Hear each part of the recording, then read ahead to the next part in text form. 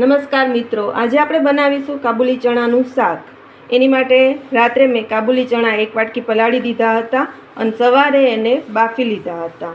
પછી આદુ મરચાંની પેસ્ટ, ડુંગળી લસણની પેસ્ટ, ટમેટો પ્યુરી, ગરમ મસાલો, મરચું, મીઠું, આમાં લાલ મરચું સૂકું, લીમડો, જીરું, હિંગ, હળદર અને તેલ લેવાનું છે આપણે.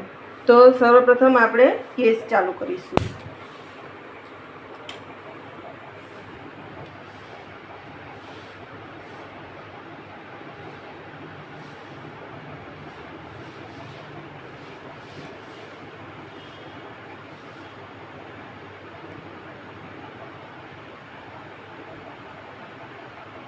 તેમાં આપણે 2 ચમચા તેલ નાખીશું.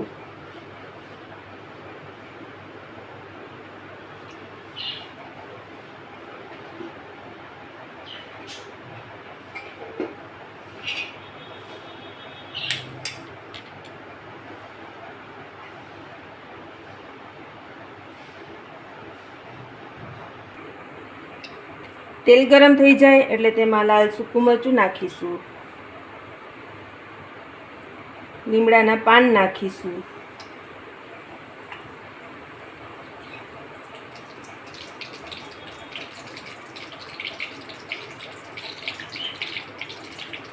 જીરું નાખીશું,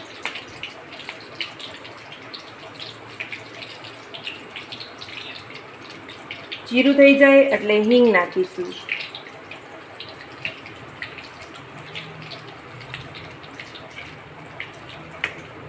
હવે તેમાં ડુંગળી અને લસણની પેસ્ટ નાખીશું.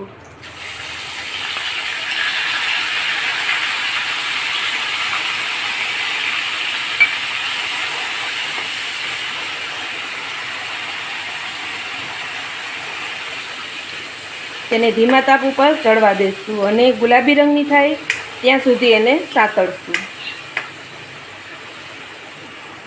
તેમાં સ્વાદ પ્રમાણે આપણે મીઠું પણ એડ કરી દઈશું, જેથી ડુંગળી જલ્દી સતળાઈ જાય.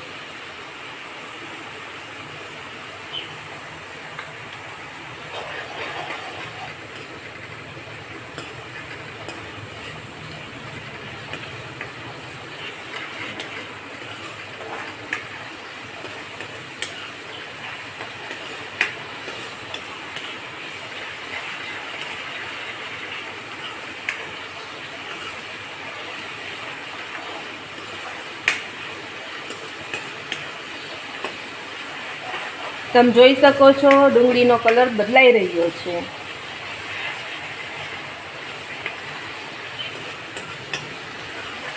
ડુંગળી અને લસણની પેસ્ટ ઓપ્શનલ છે. જો તમે ના ખાતા હો તો તમે નહીં પણ નાખી શકો.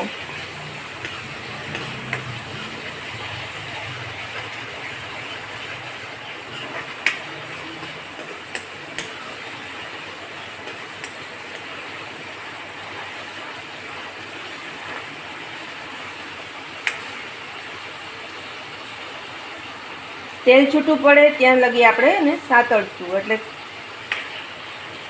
તમે જોવો છો એનો કલર બદલાઈ રહ્યો છે.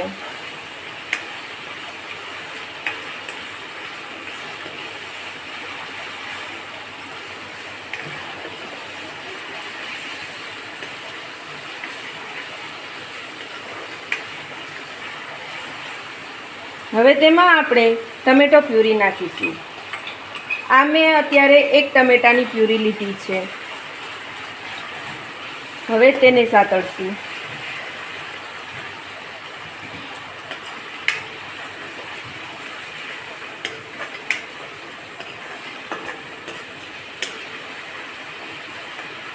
ટમેટું સતળાશે એટલે તેલ આપોઆપ છૂટું પડવા લાગશે.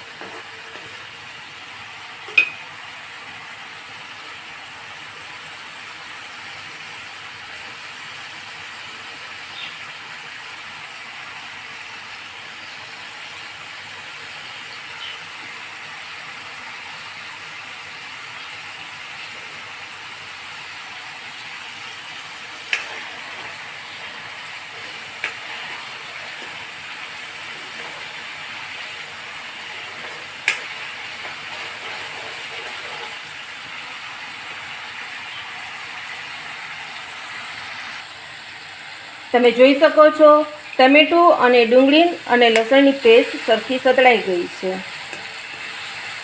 હવે તેમાં આદુ મરચાંની પેસ્ટ એડ કરીશું.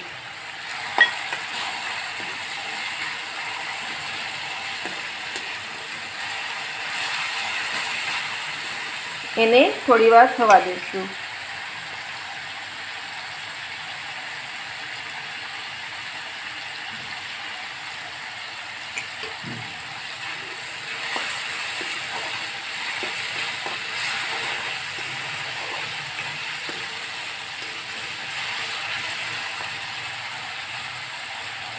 હવે તેમાં હળદર નાખીશું.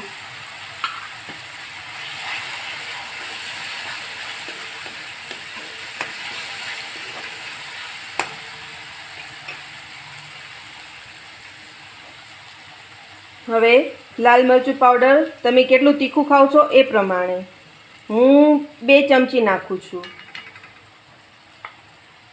અને છોલેનો ગરમ મસાલો, જો એ તમારી પાસે અવેલેબલ ના હોય તો તમે પાઉંભાજીનો મસાલો પણ નાખી શકો છો. હવે બધું 2 મિનિટ માટે આપણે થવા દઈશું, જેથી કરીને મસાલા બધા ગ્રેવીમાં મિક્સ થઈ જાય.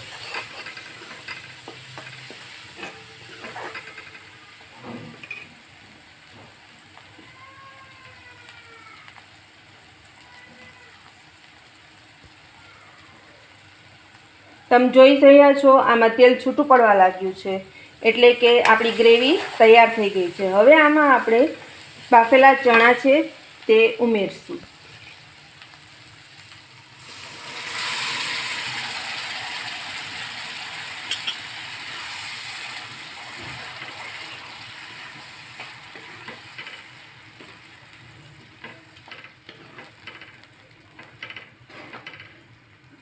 આને હું આજે થોડા રસાવાળા જ રાખીશ, કેમ કે મારે એને આજે રાઈસ સાથે ખાવાના છે.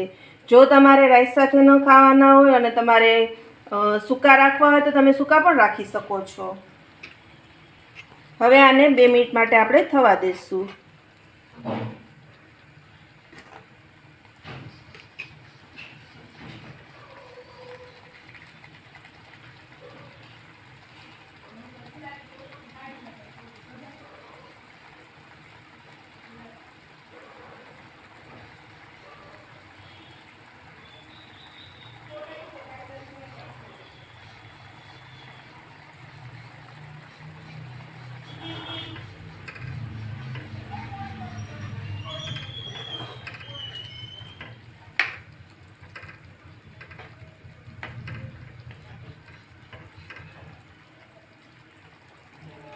તમે જોઈ શકો છો મસાલો સરખો ચણામાં મિક્સ થઈ ગયો છે.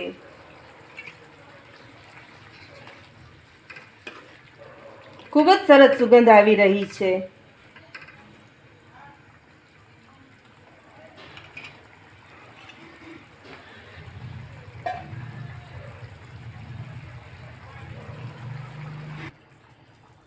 તમે જોઈ શકો છો કે આપણા ચણા તૈયાર થઈ ગયા છે.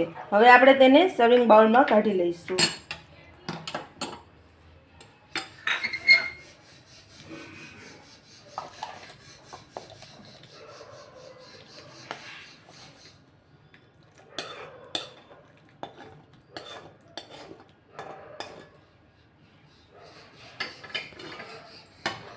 તમે જોઈ શકો છો શાક કેટલું સરસ લાગી રહ્યું છે.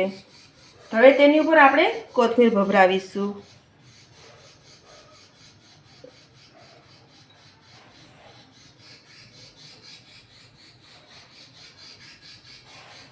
તો આપણું છોલેનું શાક તૈયાર છે. દર્શક મિત્રો, આવા જ વિડીયો જોવા માટે તમે મને લાઈક, શેર અને સબસ્ક્રાઈબ કરી દો, જેથી કરીને મારી નવી નવી વાનગી અને હું જે બનાવું તે તમને રેગ્યુલર અપડેટ મળતું રહે. અને તમારી ઘરે તમે બનાવો તો મને ચોક્કસથી લખીને મોકલજો કે કેવું બન્યું છે અને તમારા ઘરમાં કોને કોને ભાવ્યું તે જરૂરથી લખીને મને મોકલજો. Thank you.